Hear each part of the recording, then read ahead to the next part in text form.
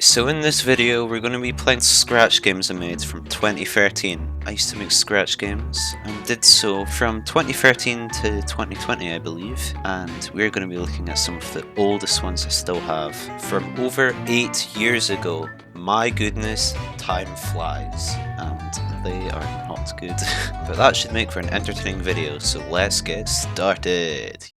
So first up we've got Someone's World, a platform game. It says someone because it had my name there and I don't want to show my name. So let's press A to start and you can see, well first of all there's no running animation, that looks dreadful. It's basically like this Mario clone. These are the coins, but they look nothing like coins. I think I called them like stars or gleams or something. There's question mark block. That did something, I'm not entirely sure what. And we've got more of these fake coins. And really, there hasn't really been any obstacles in the way, it's just kind of flat ground. But now we've got these spinning things. This is really underwhelming gameplay.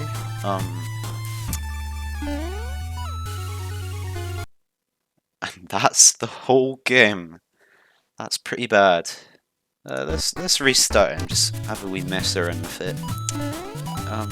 Get out of bounds. No, we can't. Yeah, so I believe this was based off one of like the demo projects that was in like Scratch 1.4. So I didn't even make this engine, and I chose like the worst one to use. So what happens when you die? So I'm curious. Alright, we're about to die. Still move, but I'm not there. And it's so janky and bad, honestly. Alright, well guess what?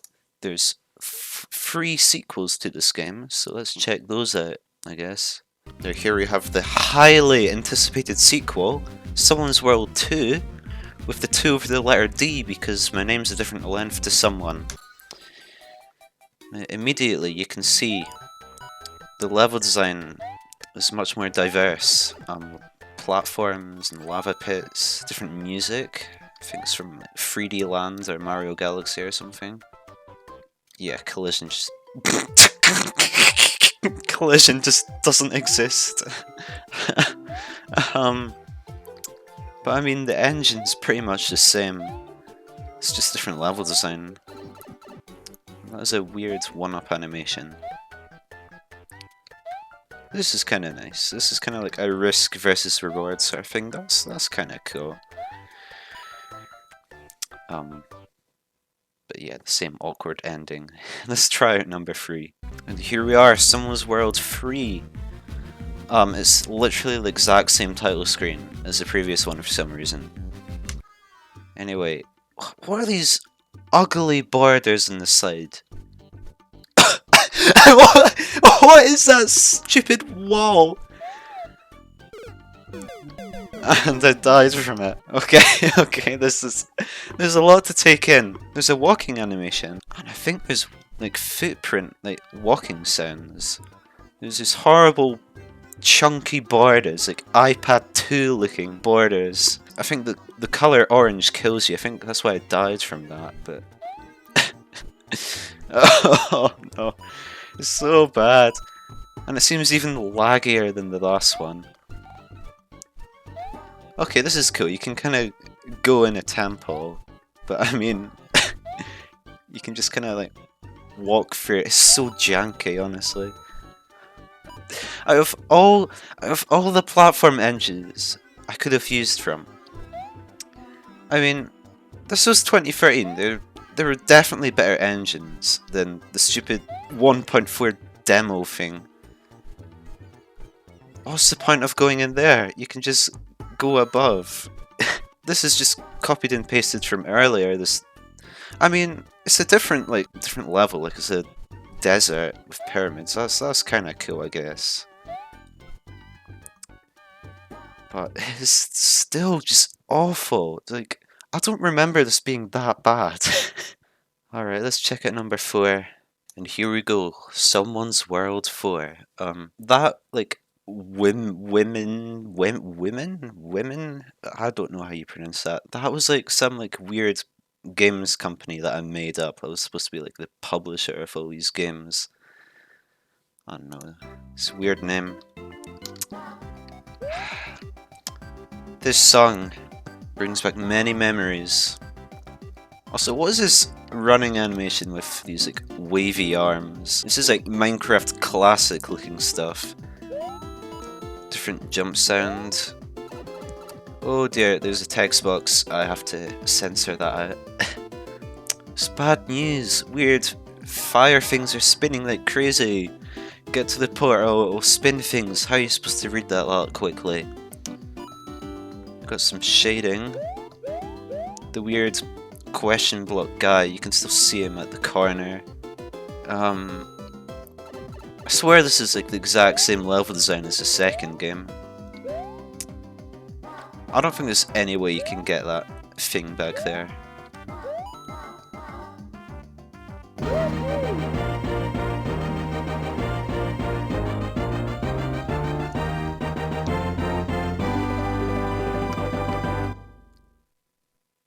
That game done. Not the end, not complete. Game done right after that stupidly cheesy fanfare. My goodness, what a series that was. Let's try out some different sort of games. This game here is Flying Bill 2. Flying Bill 1 does exist, but it's just so uninteresting, it's basically just like a tech demo. Anyway, you control, I presume, Bill with his wee propeller hat, and you can fly around in space. And he actually has quite smooth movement, which is actually feels quite nice to control. So it's pretty much this maze game. There's this green orb on the right hand side of the screen. It's moving up and down. It's like a weird force field sort of thing that goes on and off around it. So the timing is quite hard, but I should get it. Oh, come on.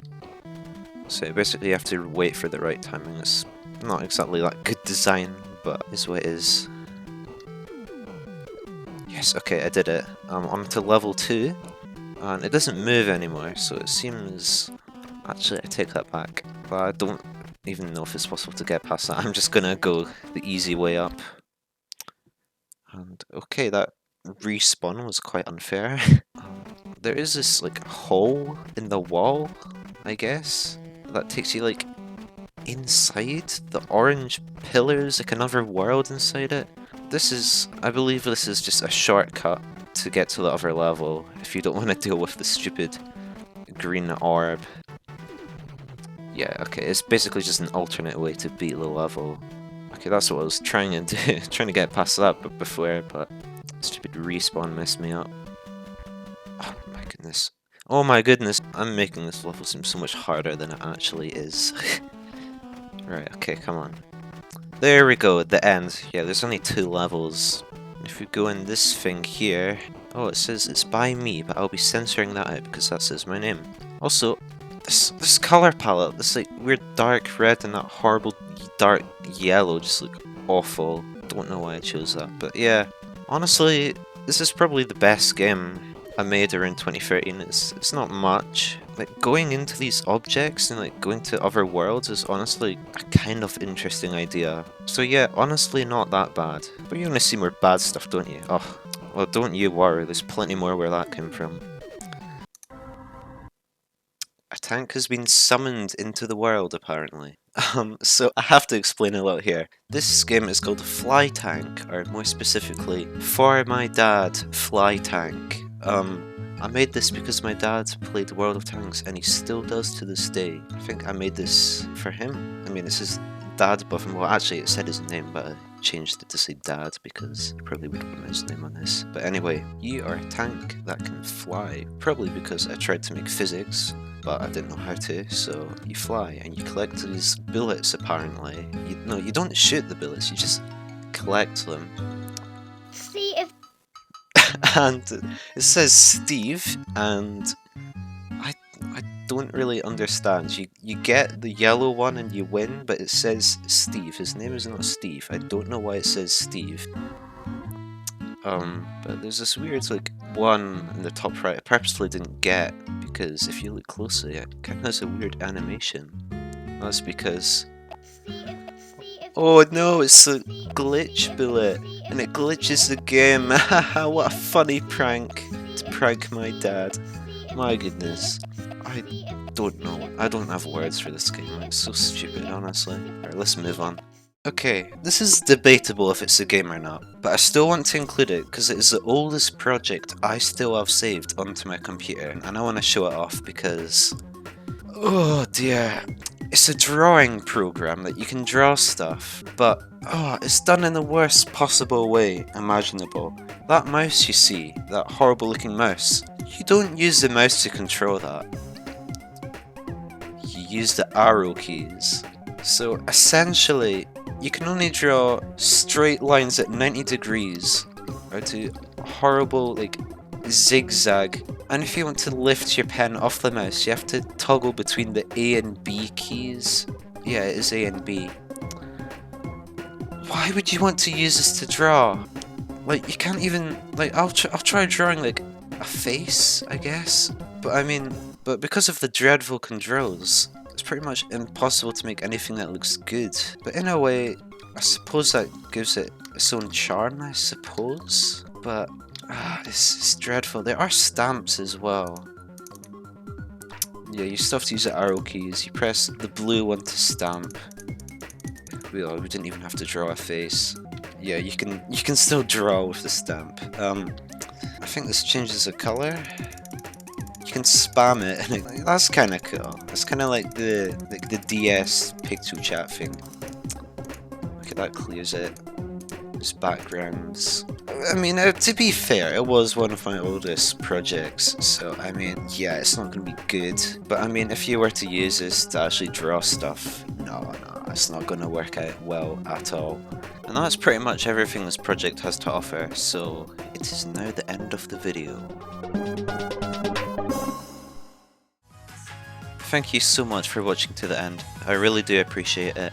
Perhaps I'll do a part 2, because I have made quite a lot of Scratch games over the years, so it could be fun to go over some more sometime. So yeah, thanks for watching, and I will see you in the next one.